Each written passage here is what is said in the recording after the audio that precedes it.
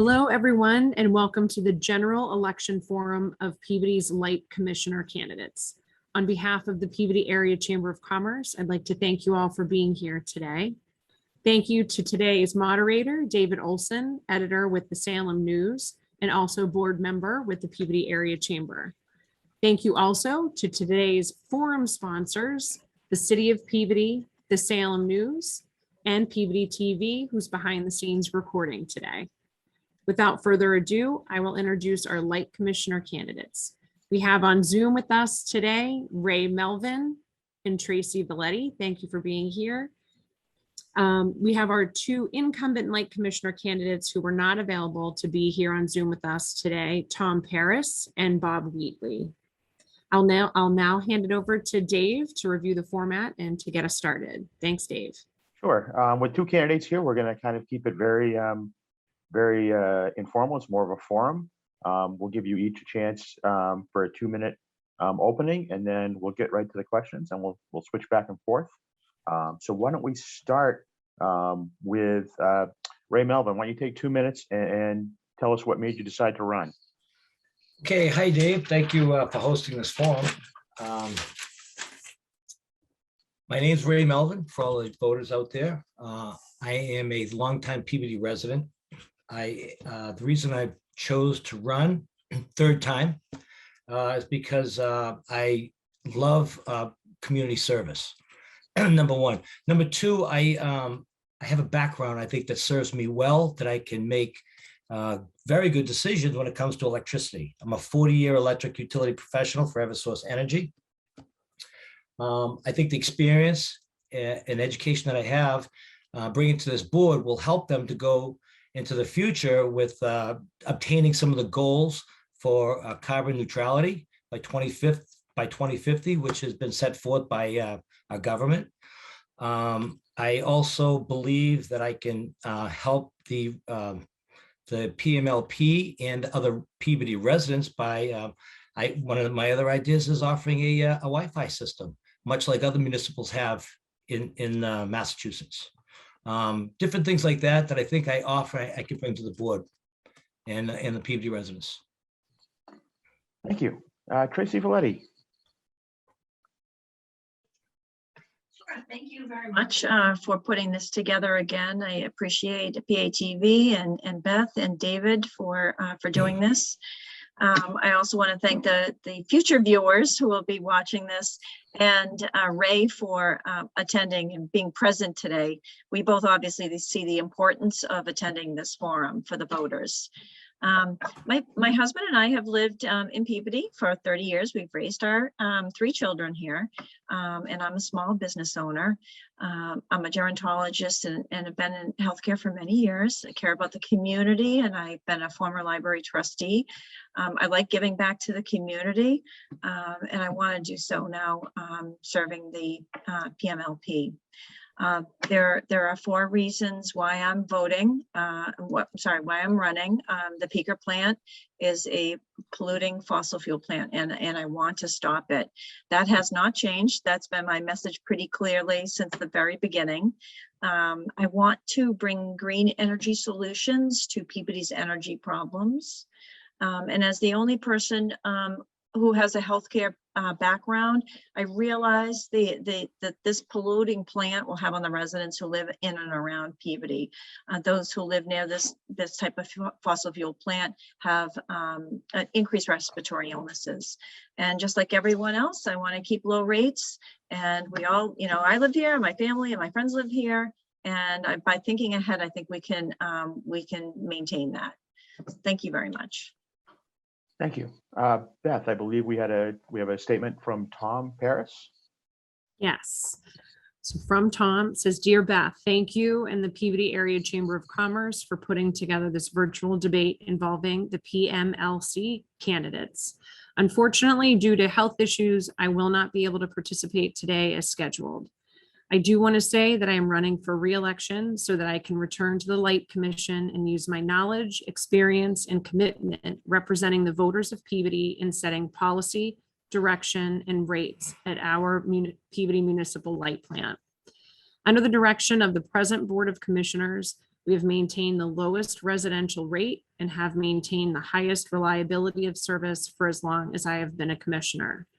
I am asking that the voters of Peabody continue to support my candidacy by casting one of their 2 votes for me in Peabody's general election on November 2nd. Thank you, Tom Paris, Commissioner. Again, from Tom Paris. Thank you, Beth. So our first question, and we'll start with Ray.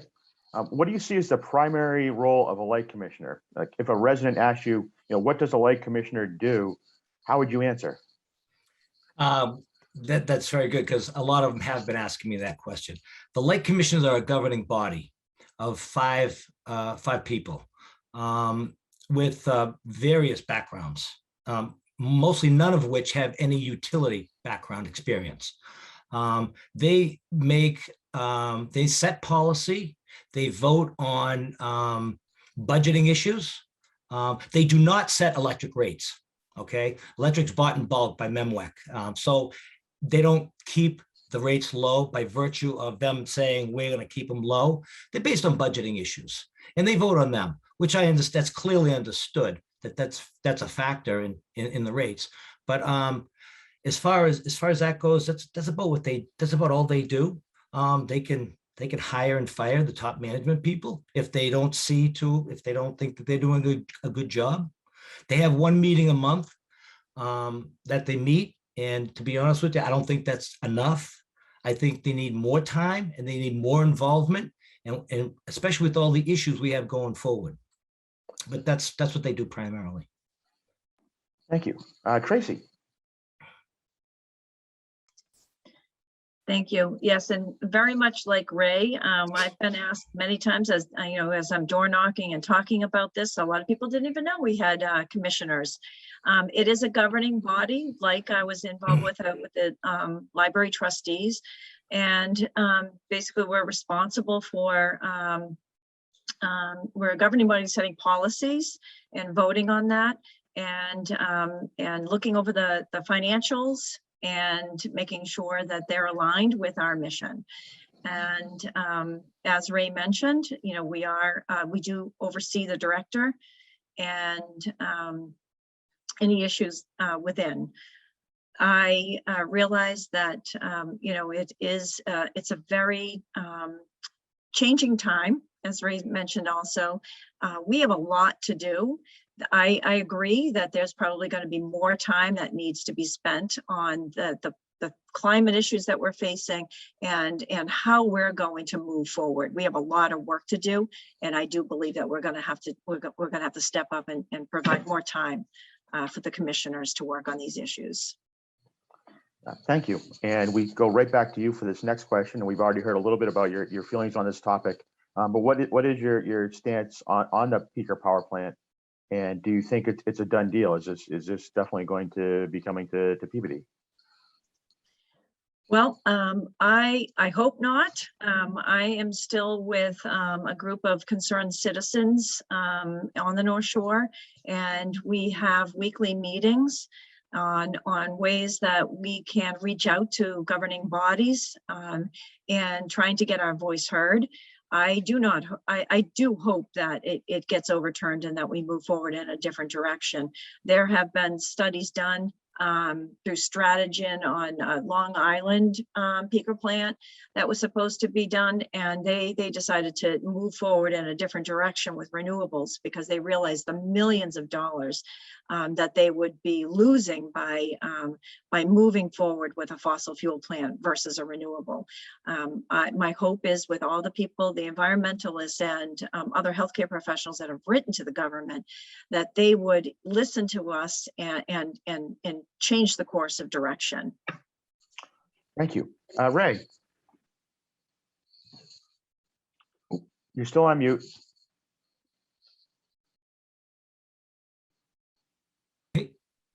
Okay, can you hear me? Yep. Hi. Okay, David, this peaker plant runs 200 hours a year, roughly, give or take. It's for peak energy during peak load times. Yes, it does burn a fossil fuel. And yes, it could become a stranded asset someday to the Peabody ratepayers. How I feel about this, I think it replaces, or it's going to replace at least one of the two that were already there. It already out the gate will burn cleaner than them. Most of the residents that I've spoke to, they don't even know we had 2 generators in Peabody. They think the electricity is made up on the hill at the PMLP department where they pay their bill. So if you can understand the audience that I'm talking to, they don't really understand it. But they do understand the need for electricity when they're cranking their air conditioner in July, and if we have rolling brownouts like we do in California, that's not going to work for the ratepayers. So this is when this peaker plant actually works. As far as it emitting a carbon, a fossil fuel burning generator, it's a jet, if you will, it's a turbine.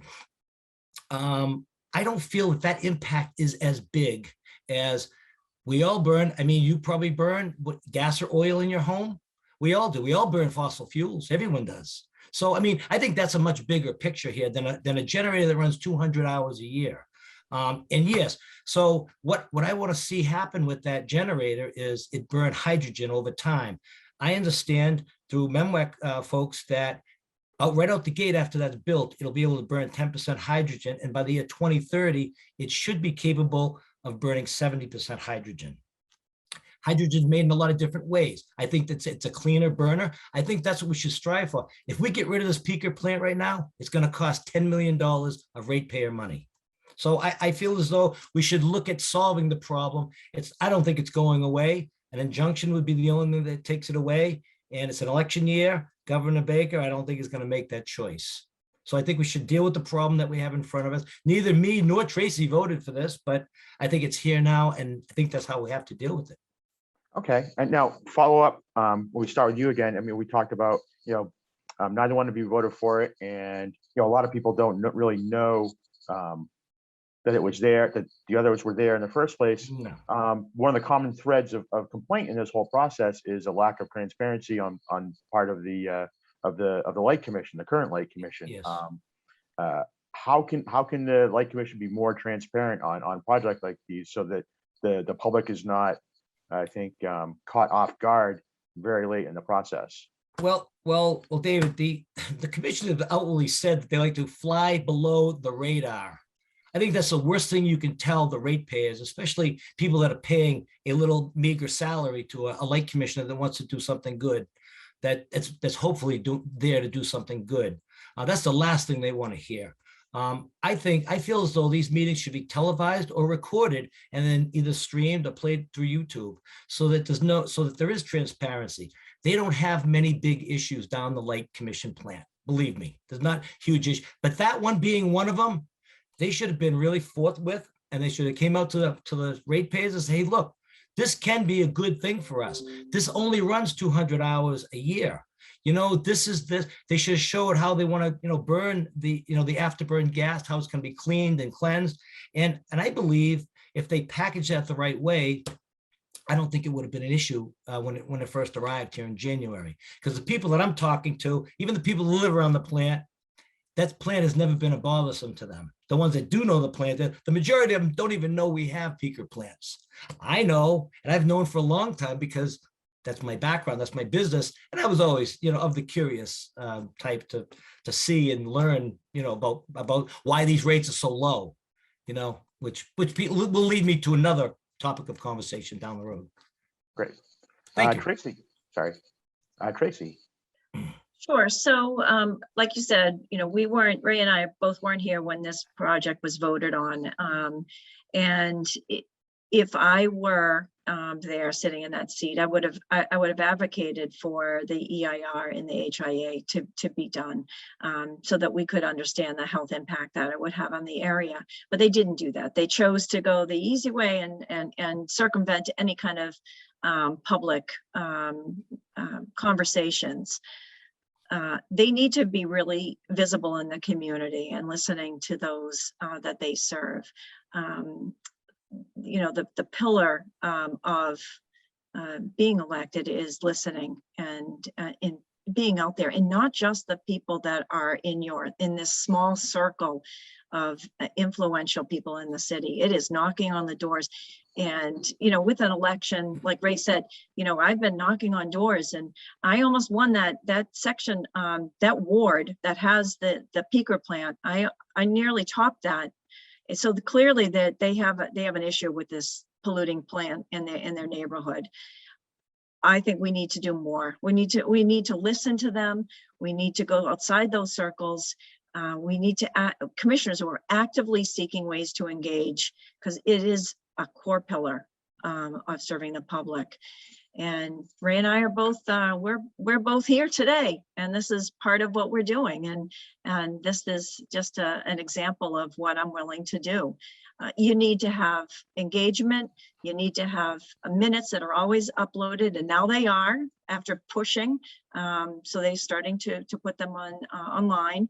And I think that recording and video and putting a YouTube together, I think that's a great idea. Let everybody see what's going on. And doing a report card at the end of the year with goals and metrics of, you know, how are we doing?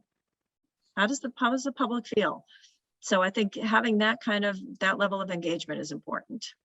Great, thank you. And we come right back to you for this next question. The climate law that Governor Baker signed earlier this year requires municipal light plants to get, I think, 50% of their power from non-carbon emitting sources by 2030, and have net zero emissions by 2050. What's the best way for Peabody to move toward meeting that standard? One of my goals, if elected, would be to moving to 30% renewable in 3 years. It's a lofty goal. The plant right now is nudging at like 1 to 2% every year, and it's just not enough. We're at 14% of renewables.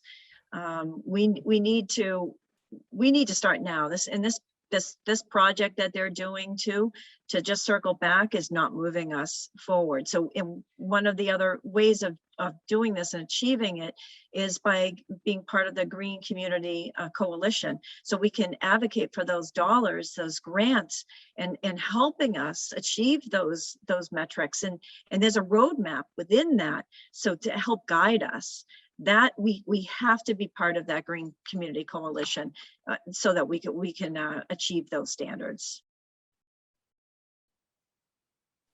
Thank you. Ray Melvin. Very aggressive goals that are set forth for us here by our government. Very aggressive. Are they attainable? Maybe. What I would do, what I don't see here in Peabody, I don't see any solar panel projects. I don't see them. Peabody Light assisting in helping people to obtain that, to put solar panels on their roofs. Think about this for a minute. If we had 2/3 of our homes and businesses here in Peabody, or even half, with solar panel providing some of their own power, and even maybe selling some back to the PMLP, would they even need a peaker plant? Maybe not.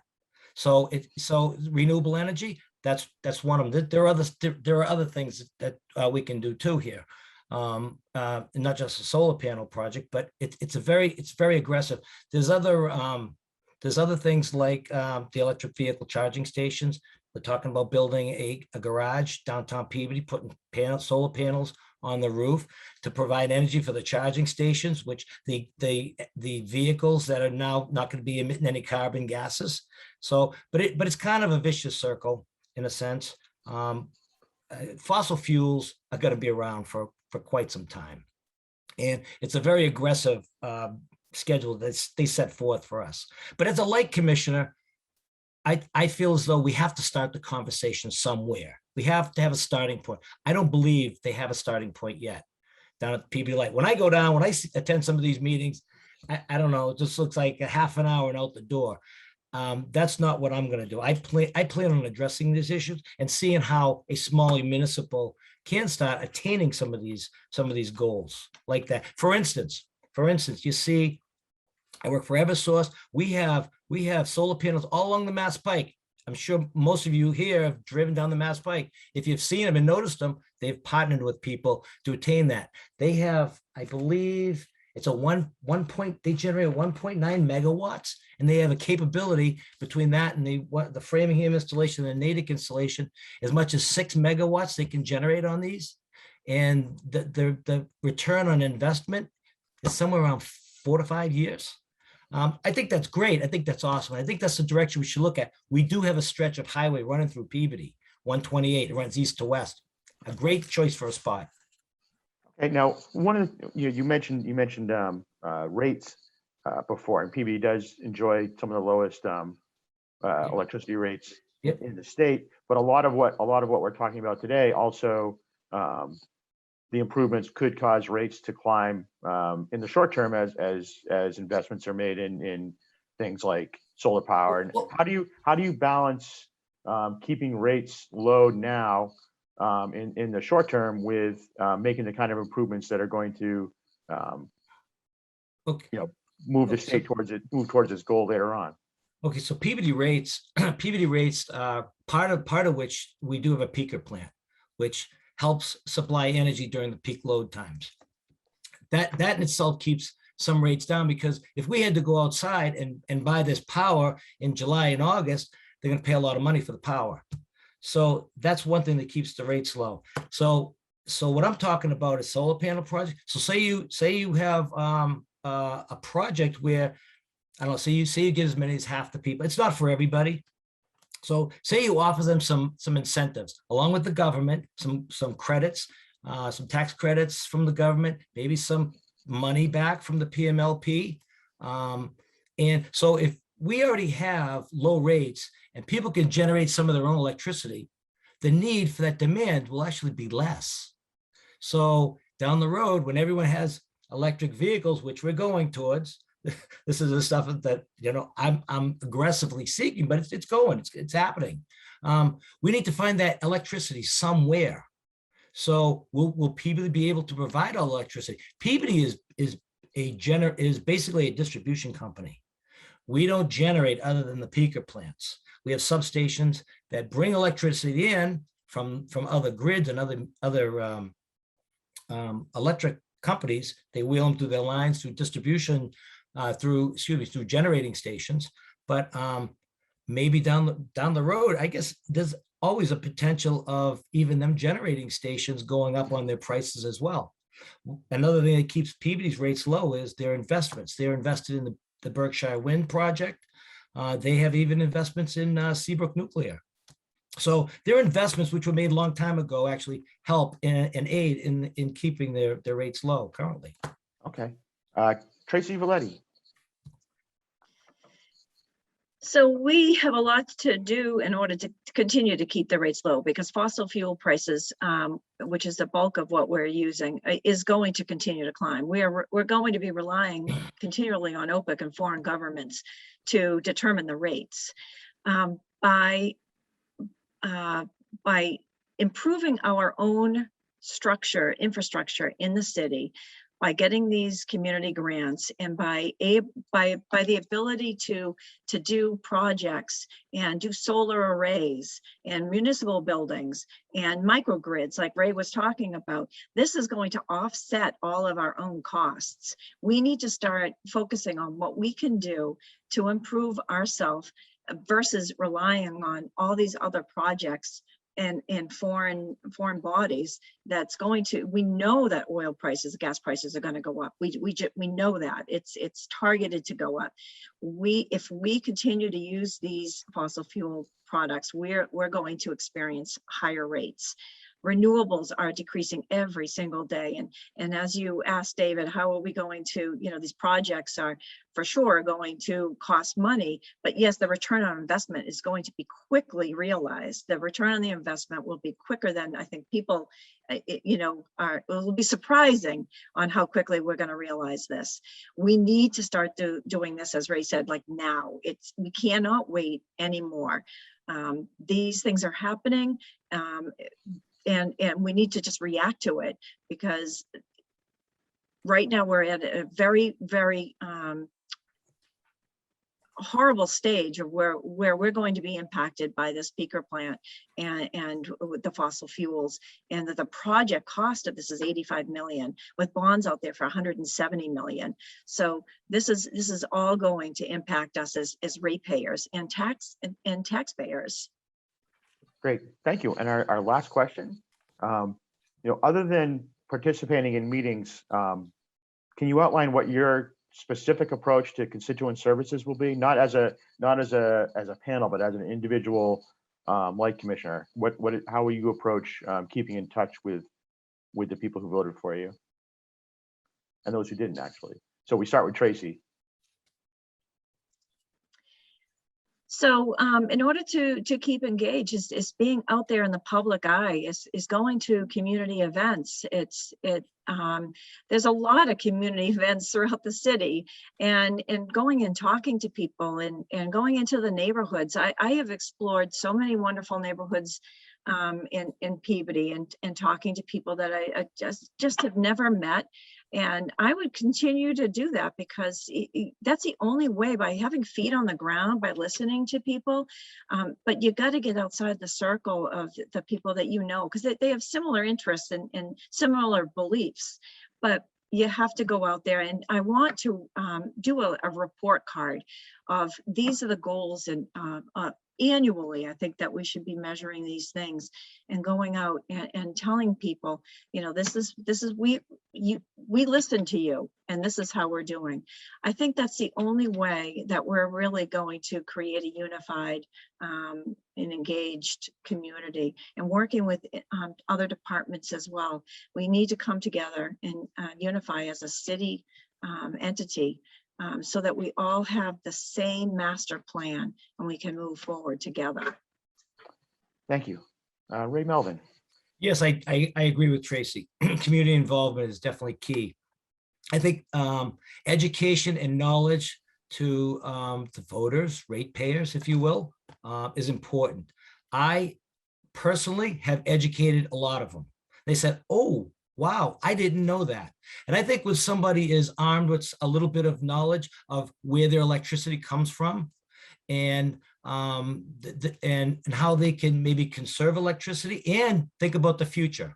I personally am going to see to it that I communicate to my people that voted for me and the citizens, the residents, through Facebook, Twitter.